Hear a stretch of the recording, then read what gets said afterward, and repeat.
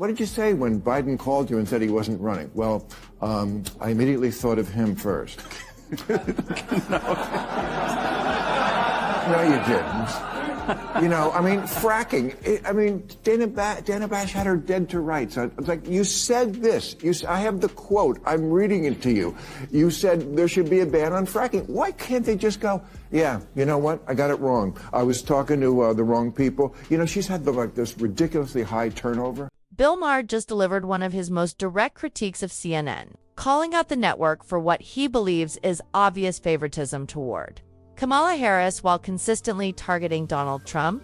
According to Maher, CNN has been bending over backward to shape every narrative in Harris's favor, turning even minor stories into major defenses, while taking every possible chance to attack Trump.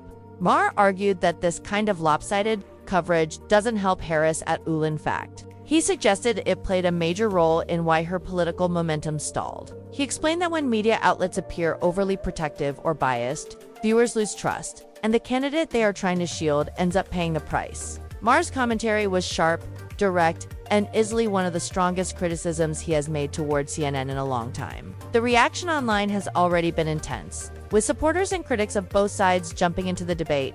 As this story continues to spread, it's clear that Maher's remarks have reignited the conversation about media bias, political influence, and the responsibility of major news networks. If you haven't already, make sure to hit that subscribe button, because this discussion is only getting started. CNN is the place where both sides can watch. And I'm talking about the people on CNN. And what I know what the conservative side of America thinks, and I don't blame them. They were just gushing about how great a speech it was. And I think she did fine. I didn't think it was as good as they were making it out to be. CNN was quick to praise Kamala Harris anytime she delivered even the simplest talking point, treating basic phrases like "we must do better" as if they were groundbreaking political strategies. Every small moment became a major segment, analyzed from every angle by panels of experts, professors, and commentators determined to present her as a rising genius with all the answers. The coverage often felt less like journalism and more like a coordinated effort to boost her image, creating a narrative that didn't match reality. And this is exactly what Bill Maher boldly called out. He criticized CNN for what he described as excessive enthusiasm and an almost promotional tone, arguing that it was less about honest reporting and more about shaping public perception. Maher pointed out how this type of coverage can mislead viewers and ultimately backfire on the very candidate the network is trying to elevate, with his trademark sharp delivery. He cut through the polished framing and highlighted how the network's approach came across as forced, unbalanced, and ultimately ineffective. His critique has reignited discussion around media responsibility, honest reporting, and the impact of overly biased coverage. Like tokenism. It's kind of like the same as The View. I don't think that you can say that CNN is anything but fair. Everyone who was speaking last night, it's not like they were all Democrats. I mean, we had Dana Bash, Jake Tapper, Abby Phillip. They come across giving that way. Analysis. They come across that way. In a moment like that, it was like 5-1. It always looks like 5-1. Caitlin Collins tried to defend CNN with her calm, nothing to worry about tone, pointing out that the network does cover Republican events and occasionally brings GOP guests onto their shows. But Bill Maher wasn't convinced for a second. He didn't deny that conservatives appear on the network. He simply reminded everyone that the setup is rarely balanced. It's almost always a panel of 4 or 5 liberal commentators debating one isolated Republican, who ends up looking more like the main target than an equal participant in the conversation. And then Maher delivered the line that really landed. He compared CNN's panel structure to The View, suggesting that a network claiming to be a serious news authorities shouldn't be running segments that resemble a daytime talk show pylon.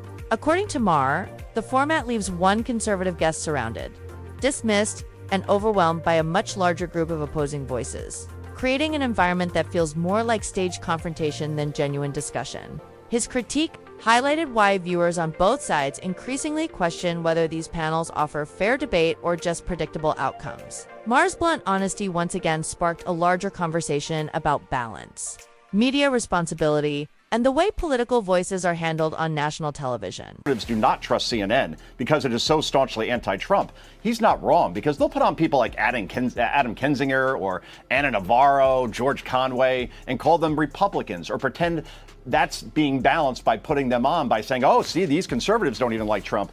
Only Scott Jennings over there can be called a conservative. And Maher is right. It's almost always 5-1 on shows they portray as news programs. Many people no longer trust CNN, and it's easy to see why.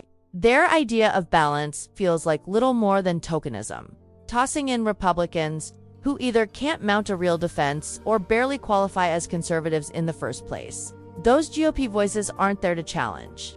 They're there as props for the liberal side to dunk on, so the network can call it fair and balanced. That phony setup even frustrates people like Bill Maher. And honestly, it's driving a lot of viewers away. People aren't blind. They recognize when a network rigs the conversation. And that's exactly why conservatives and many independents end up watching something else entirely. Because CNN isn't offering debate. They're serving up theater. Do you have the time? Your answer is not, I do. If you, do you have the time? Right. Yes, it's 4 o'clock. Well, you have to understand that words don't always mean what they mean. And when Tim Walz said, like, the American people, I talk like they do. No, you don't. No, you don't. You're a huge liar, like all politicians are. I don't care, by the way. I've always said this about politics. They're all going to lie. They're politics. It's what they lie about. I don't give what you did during the Iraq War. You were in the Guard. So I don't understand why they just can't. You're just insulting my intelligence. Bill Maher didn't hold back, going straight after Kamala Harris and Tim Walz for the obvious lies in their soft interviews. Walz, with his practiced politician smile, has been caught twisting or inventing stories about his political and military experience to appear like a seasoned statesman. Kamala has her own record of exaggerations, claiming she visited the border when she hadn't, and spinning a story about skipping Joe Rogan's podcast. Maher cut through the PR smoke, exposing the dishonesty. For him, this isn't just politics, it's fake credibility propped up by a media that won't challenge them. You know, I mean, fracking. Dana Bash had her dead to rights. It's like, you said this. I have the quote. I'm reading it to you. You said there should be a ban on fracking. Why can't they just go, yeah, you know what? I got it wrong. I was talking to the wrong people. You know, she's had this ridiculously high turnover. Like 42 of 47 people as vice president are gone. Just blame it on them. You know why these assholes are gone? Gave me the wrong information on fracking. That's vintage Kamala Harris. Sidestep the question, redirect the blame, and hope the audience isn't paying close attention. It's basically her political signature move, the tactic she leans on when scrutiny gets uncomfortable. Take fracking. For example, she straight up lied about her earlier stance, casually rewriting her own history the moment it stopped being convenient. And then there's the legendary word salad moment, a true masterpiece in the art of saying everything and nothing at the same time. When asked what she could do better than Joe Biden, she didn't offer a bold plan or even a coherent thought. Instead, she launched into one of the most baffling rambles ever broadcast, a mashup of loose fragments delivered as if they carried meaning, when in reality, they conveyed almost nothing. Bill Maher couldn't resist highlighting it, because it perfectly sums up Kamala. Talk a lot, communicate almost nothing, and rely on the media to dress it up as brilliance. The problem is, more and more people are starting to see right through the performance, realizing that behind the polished sound bites lies a carefully crafted facade that doesn't hold up under even minimal scrutiny. What the bug up there is about IVF. I mean, I certainly understand abortion. You know, there's a baby growing in the womb. I get it. It's going to be a human. Doesn't bother me, but yes, it is. Again, doesn't bother me that it is. You're not supposed to mess with that. That's what many people think. You're supposed to let. Oh, I see. Great man upstairs. Oh, yeah, it goes back to that It goes back to that stem cell debate that George Bush had. Yes. Remember? It goes like the Terry Shive. It's just like life, laugh. Yeah. We support laugh. Bill Maher's completely wrong on this one, and it's not even close. He openly defends the taking of innocent lives, babies and children who suffer not because of anything they did, but because of their parents' choices or irresponsibility. That moral contradiction is exactly why Maher can never truly lean into conservative viewpoints. The moment he tries, his hypocrisy would be impossible to hide. On one hand, he's quick to scorch the Catholic Church for failing to protect children, a criticism they've earned in full. On the other hand, he casually dismisses the ending of unborn lives, acting as if those children somehow don't matter. This isn't just inconsistent, it's deeply troubling. Maher loves to present himself as a fearless truth, but he remains blind to the most obvious truth of all. You cannot claim to champion justice while excusing the suffering of the innocent, forced to pay the price for someone else's decisions. What explains Donald Trump's appeal to young men? I saw today that the gender gap, I think, is the widest. I mean, it's very predictable. I mean, the women are much more for Kamala and the men are much more for Trump generally.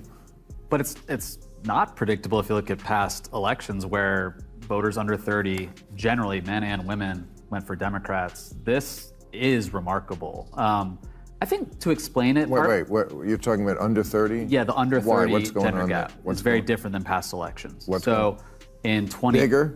Much bigger. Kamala Harris is bleeding support from young men, the very group that helped carry Democrats to victory in 2020, and the reason isn't exactly a mystery.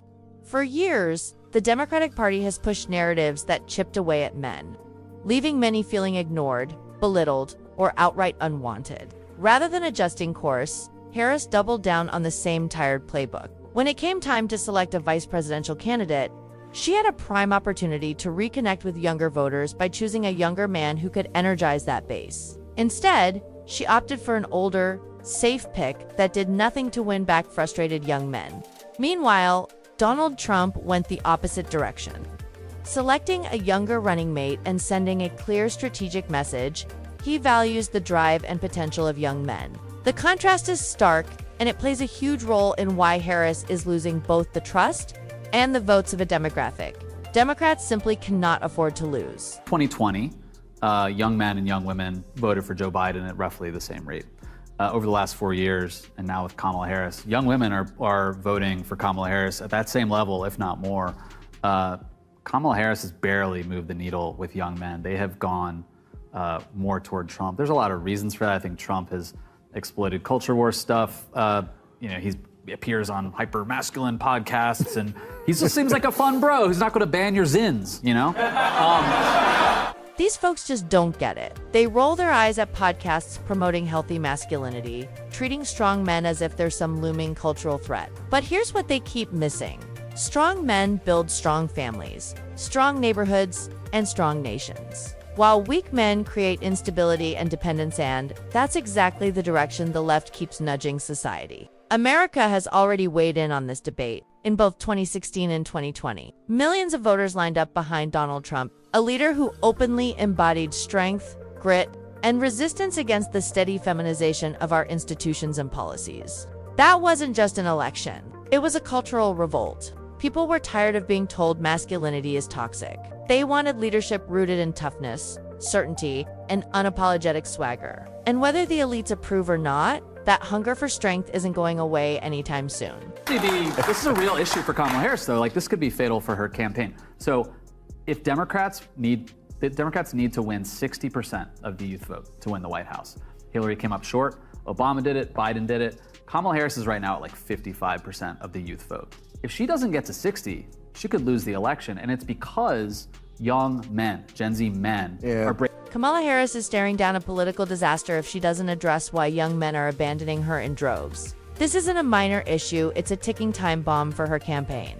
Once a crucial Democratic bloc, young men are now skeptical, frustrated, and drifting away from her message, largely because the party has spent years pushing an agenda that emasculates men, mocks masculinity, and attempts to feminize everything in sight. If Harris wants even a fighting chance, the first step is clear. She must purge the woke influence infecting her platform, rejecting the narrative that strength, toughness, and traditional masculinity are problems to be solved. Until she does, young men will continue to see her as part of a movement stripping them of purpose, and when election day comes, they won't stay silent. They'll make their disapproval known at the ballot box. The harsh reality is undeniable. The Democrats' war on masculinity is backfiring. Token debates fool no one, and hypocrisy runs deep. Bill Maher's critiques only highlight the cracks. Unless Harris abandons the woke agenda and starts respecting strength, she's done. By election day, young men won't be cheering her on, they'll be voting her out.